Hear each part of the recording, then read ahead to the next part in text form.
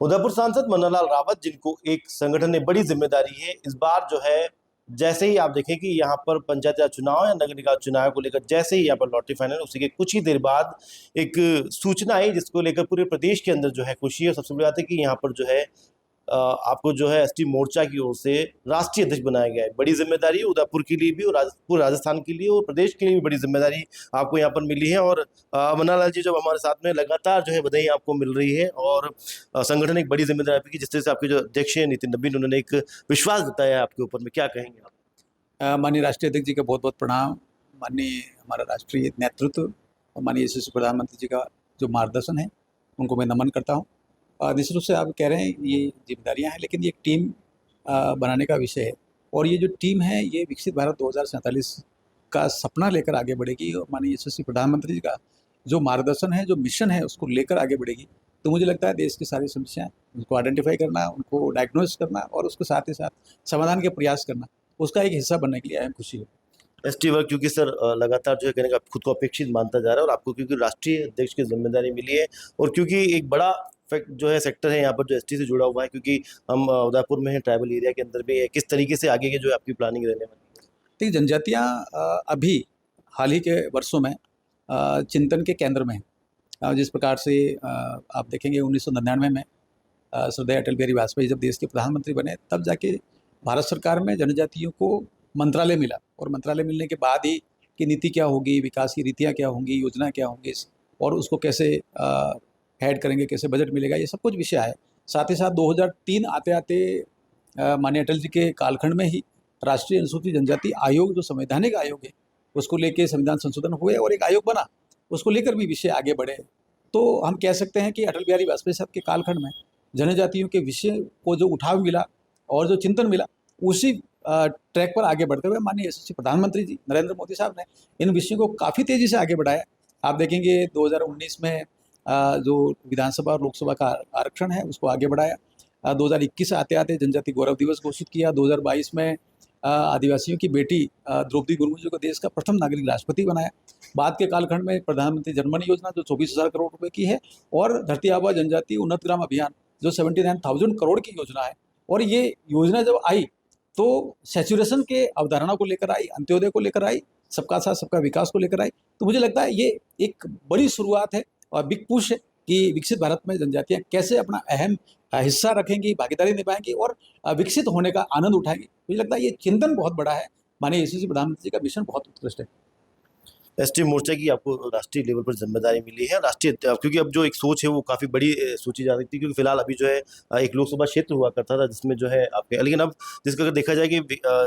ST work को लेकर जो है फंडिंग को लेकर बात करें या बड़े इम्प्लीमेंट को लेकर बात करें, किस तरीके से जो सीधी जो है बात हो पाएगी, कितना जो है एक प्रभाव जो है रहेगा जो है, जैसे कि उदयपुर में क्योंकि खुद आप यहाँ पर रहेंगे और यहीं पर क्योंकि आसपास को जो एरिया लोग सीधे से आपसे संपर्क में हो पाएंगे और आपका संपर्क सीधा सरकार के साथ में हो पाएगा, तो बड़ी योजना है तो कितना जल्दी इंप्लीमेंट हो पाएगा एक्चुअली? हाँ, मैंने जैसे आग्रह किया कि बड़ी योजना चल रही हैं और इन योजनाओं को तेज़ी से आगे बढ़ाना है। इनका जो प्रभाव है वो हर एक व्यक्ति के चेहरे पर दिखे, पूरे क्षेत्र पर दिखे, ये बहुत अहम है। चाहे पानी हो, चाहे शिक्षा हो, स्वास्थ्य हो, सड़क हो, बिजली हो और कौशल विकास के काम हो, पलायन रोकने के काम हो, ये सारे विषय जो हैं मुझे लगता है बहुत अहम है। और तेज़ी से सरकार के साथ में, संगठन के साथ में तालमेल करते हुए माननीय राष्ट्रीय अध्यक्ष जी के टीम के रूप में हम लोग आगे बढ़ेंगे और सरकार की योजनाएं जो चल रही है उनको और कैसे गति मिले, कैसे जनता की भागीदारी उसमें आए, वो इन विषयों को जब लेके करेंगे तो मुझे लगता है बहुत अहम है। लेकिन एक बात मैं ज़रूर कहूँगा कि विरासत भी, विकास भी,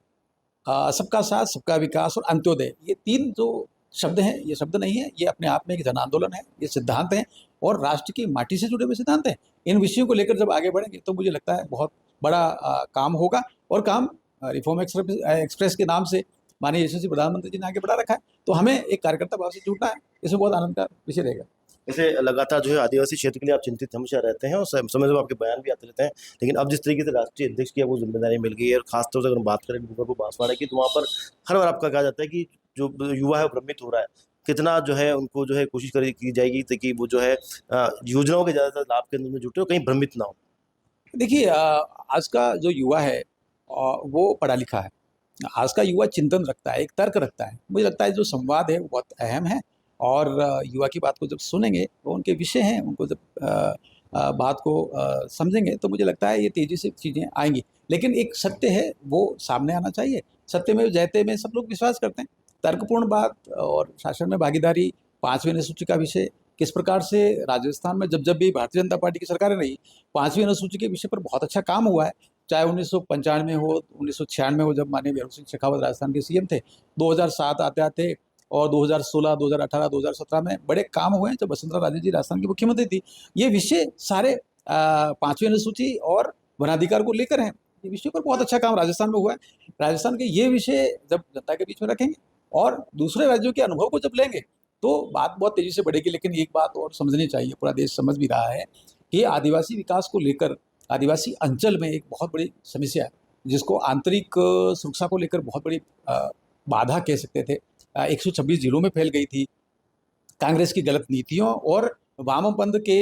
भ्रमित एजेंडे की वजह से, जिसको हम नक्सलवाद कहते हैं, वो नक्सलवाद अब खत्म हो गया है। लेकिन राष्ट्र से मार्गदर्शन प्राप्त हो रहा है कि किस प्रकार से अर्बन नक्सलाइड और के संवाद और ये सारी चीज़ें एक इकोसिस्टम है जो जनजातीय युवाओं के मानस में कुछ विषय ऐसा तो नहीं है जो भ्रमित करने वाले हो। मुझे लगता है संवाद के माध्यम से इनका समाधान करते हुए आगे बढ़ेंगे और सत्य की बात करेंगे, देश सबसे पहले रखकर बात करेंगे, तो मुझे लगता है बहुत तेज़ी से आगे बढ़ेंगे। लेकिन एक चीज़ और रेखांकित करनी चाहिए कि जनजाति क्षेत्र की बातें, जनजाति क्षेत्र के जो मतदाता हैं वो भाजपा के साथ 100% जुड़े हुए हैं। कैसे? तो वेस्ट बंगाल में पिछले दिनों विधानसभा के चुनाव हुए, 16 सीटें जनजाति समाज के लिए आरक्षित ऐसा वहाँ पर थी, तो 16 को 16 सीटें एनडीए बीजेपी को मिली हैं। तो एक संकेत है कि यदि हम संवाद करते हैं, यदि हम स्थानीय जो नेतृत्व है उनको विश्वास में लेकर आगे बढ़ते हैं, तो न केवल समाधान होता है बल्कि जनमत भी प्राप्त होता है और अच्छा प्रतिनिधित्व भी प्राप्त हुआ। और जनता जानती है कि भाजपा वो है जो बदलाव लाती है, सुधार करती है और जनजातियों के लिए एकदम साथ में खड़ी है।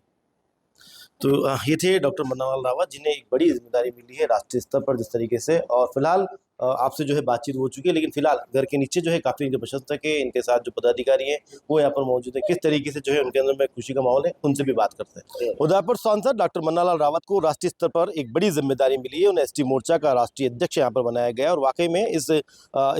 जिम्मेदारी के बाद में जिस तरीके से जो है उनका सांसद निवास है, जो उनका कार्यालय है, वहाँ पर जो है लगातार उन्हें बधाइयाँ देने के लिए जो प्रतिनिधि हैं, जो उनसे जुड़े लोग हैं, वो यहाँ पर पहुँच रहे हैं और कहीं ना कहीं जो है एक खुशी जो है यहाँ पर देखी जा रही है। सबसे बड़ी बात है कि क्योंकि अब जो है एसटी मोर्चा का जिस तरीके से इनको जो है यहाँ पर राष्ट्रीय अध्यक्ष बनाया गया है, तो कहीं ना कहीं बांसवाड़ा, डूंगरपुर खास तौर से, उसके अलावा मध्य प्रदेश का कुछ इलाका, अजमेर से सटा हुआ जो कुछ इलाका है, जहाँ पर जिस तरीके से एसटी वर्ग की जो है खासी जो तादाद है, और खास तौर से जो ट्राइबल एरिया है, वहाँ पर जिस तरीके से एक एसटी वर्ग को जो है राष्ट्रीयता की जो एक मुख्यधारा उसमें लाने के लिए जो प्रयास किए जाएंगे, जैसा कि खुद जो है डॉक्टर मन्नालाल रावत ने अभी पॉलिटिकल पंचायत से अपने साक्षात्कार में कहा कि 2047 का जो प्रधानमंत्री नरेंद्र मोदी का जो विजन है, वो उस टीम के अंदर जो है कहीं ना कहीं शामिल हो। जिस तरीके से जो नितिन नबीन है, उन्होंने जो है उनको कहीं ना कहीं जो है एक बड़ा जिम्मेदारी यहाँ पर दी, टीम के अंदर शामिल किया है। कोशिश उनकी पूरी रहेगी कि जिस तरीके से उन्हें शामिल किया कि 2047 तक जो है एक विकसित भारत का निर्माण करना है, उसमें अपनी जो पूरी जो जिम्मेदारी है उसको जो है वो बखूबी जो है निष्ठा के साथ निभाने की पूरी की पूरी कोशिश यहाँ पर करेंगे। सबसे बड़ी बात कि लगातार जो है ट्राइबल एरिया जो है उसको लेकर डॉक्टर मन्नालाल रावत यहाँ पर बात करते आए हैं। उसी ट्राइबल एरिया से जो है राजकुमार राउत, जो पार्टी के जो है मुख्य माने जाते हैं और डूंगरपुर बांसवाड़ा के सांसद भी है, वहाँ से भील प्रदेश की जो बात है वो हमेशा निकल कर आती है। हाल ही में जो है मानगढ़ धाम को लेकर जो है राजनीति थी वो यहाँ पर गर्म हुई थी। कहीं ना कहीं माना जा रहा है कि अब डॉक्टर मन्नालाल रावत के राष्ट्रीय अध्यक्ष बनने के बाद में, एसटी मोर्चा के राष्ट्रीय अध्यक्ष बनने के बाद में, जो मानगढ़ धाम को लेकर जिस तरीके जो सियासी जो चीज़ें यहाँ पर चलती है, चाहे उसके अलावा यहाँ पर भील प्रदेश को लेकर जिस तरीके से बयानबाजी चलती है, कहीं ना कहीं जो है उन पर जो है अंकुश जो है लगाने के लिए जो है बीजेपी कामयाब हो पाएगी। क्योंकि लगातार जो है जैसा कि उन्होंने अपने वक्तव्य में कहा कि जो युवा है इस क्षेत्र का, वो कहीं ना कहीं भ्रमित है, लेकिन जो पढ़ा लिखा जो युवा है वो ये समझता है कि किस तरीके से जो है देश के विकास में जो है लगातार आगे बढ़ना। बहरहाल फिलहाल जो है उनके यहाँ पर राष्ट्रीय अध्यक्ष बनने के बाद में जो है कहीं ना कहीं जो इस पूरे खासतौर से अगर हम बात करें ट्राइबल एरिया के, एसटी एरिया के जो है जो समीकरण है वो कहीं ना कहीं बदलते हुए नजर आ रहे हैं। क्योंकि हाल ही में जिस तरीके से जो लॉटरी जो चयन हुआ है यहाँ पर में, उसमें कई ऐसे क्षेत्र हैं जहाँ पर जो है एसटी वर्ग को यहाँ पर प्राथमिकता दी गई है। तो ऐसे में कहीं ना कहीं चाहे कांग्रेस से हो, चाहे वो बाप पार्टी से हो, चाहे वो ट्राइबल के किसी भी क्षेत्र से जुड़े हो, लेकिन जहाँ संभावनाएं जो है विकास की यहाँ पर नजर आती है, तो कहीं ना कहीं उनका जो जुड़ाव है या उनका जो मुड़ाव है वो भी कहीं ना कहीं जो है यहाँ पर राष्ट्रीय अध्यक्ष के साथ होना लाजमी सी बात हो सकती है। क्योंकि आने वाले वक्त में जिस तरीके से चुनाव है और आज चुनाव से ठीक पहले यहाँ पर जो है, यहाँ पर जिस तरीके से उदयपुर संभाग की जो आज जो लॉटरी निकली थी, जिसके अंदर सभी वार्डों के अंदर में जो है, चाहे वो ओपन एसटी, चाहे जिस तरीके से वो अनारक्षित जो वर्ग की बात हो, एसटी की बात हो, ओबीसी की बात हो, उन सभी को जो है वर्ग पे यहाँ पर निर्धारण किया गया। ऐसे में एसटी मोर्चा के अध्यक्ष के रूप में यहाँ पर मन्नालाल रावत का बनना कहीं ना कहीं पूरे राष्ट्रीय स्तर पर जो है जिस तरीके से जो यहाँ पर चुनाव होने वाले हैं, कहीं ना कहीं जो है उनको प्रभावित करेगा। क्योंकि वो लगातार यहाँ पर संगठन के एक मजबूत जो सैनिक है उसके रूप में यहाँ पर काम करते हुए आए हैं, और लगातार जो है वो कहीं ना कहीं 2047 के जो विजन है उसको हमेशा सामने रखकर ही अपने कार्य को आगे बढ़ाते हुए नजर आए हैं। कैमरामैन पूरण के साथ रवि मल्होत्रा, पॉलिटिकल पंचायत, उदयपुर।